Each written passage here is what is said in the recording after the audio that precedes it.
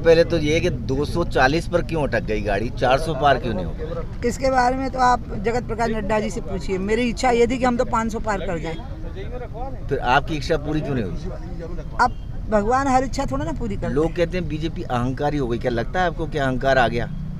नहीं, ऐसा बिल्कुल नहीं है। प्रधानमंत्री जी ने अपने आप को प्रधान सेवक कहा हमेशा। हम सब ने अपने आप को मोदी का परिवार कहा। कोई अहंकार कारण नहीं है।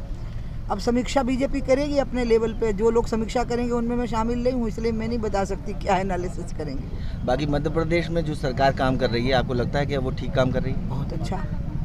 पहली बात तो है कि मोहन यादव को देखो, पहली बार हुआ है जब से मध्य प्रदेश बना है कि हम पूरी सीटें जीते। इसके पहले मेरे समय पे हम सबसे ज़्यादा जीते थे 29 में से 25, फिर जीते हम 29 में से 27, फिर हम जीते 29 में से 28 और अंत में हम पूरी की पूरी जीत गए। तो मोहन तो प्रगति की ओर ले गए।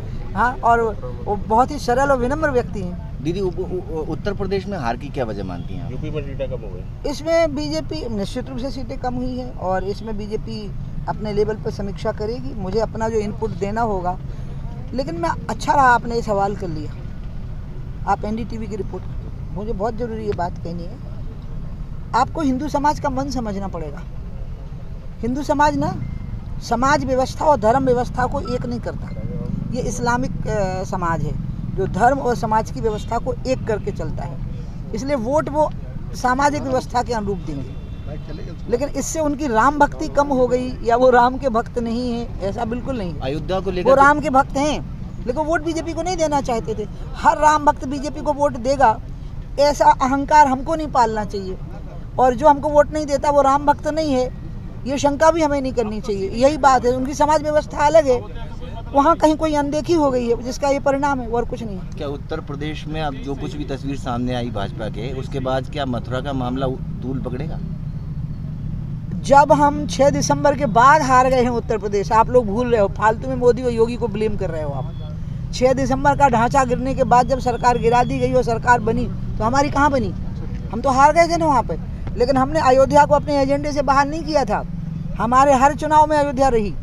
हमने अयोध्या को वोट से नहीं जोड़ा, तो मथुरा और काशी भी वोट से नहीं जुड़े हैं, हमारे हृदय से जुड़े हुए हैं। आखिरी सवाल पूछेंगे आपसे कि जो परिस्थितियां अब केंद्र में बनी है नई, कि उसमें कहीं ना कहीं अलायंस को साथ लेकर चलना पड़ेगा, तो क्या आपको लगता है कि इसमें कॉम्प्लिकेशन सामने आएंगे? नहीं आएंगे, क्योंकि दोनों हमारे पहले भी साथी रहे हैं। नीतीश तो हमेशा से ही हमारे साथी रहे हैं। चंद्रबाबू नायडू पिछले समय पे भी हमारे साथी थे। अटल जी के समय पे भी हमारे साथी थे। तो ये हमारे लिए फॉरेन एलिमेंट नहीं है, विजातीय तत्व नहीं है।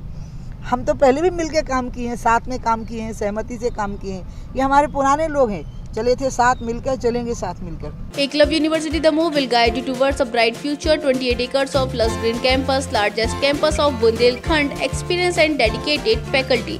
50 future-ready courses taught in 12 different schools, separate courts and ground for sport, fully equipped lab and workshop, safe and fully equipped separate hostel for girls.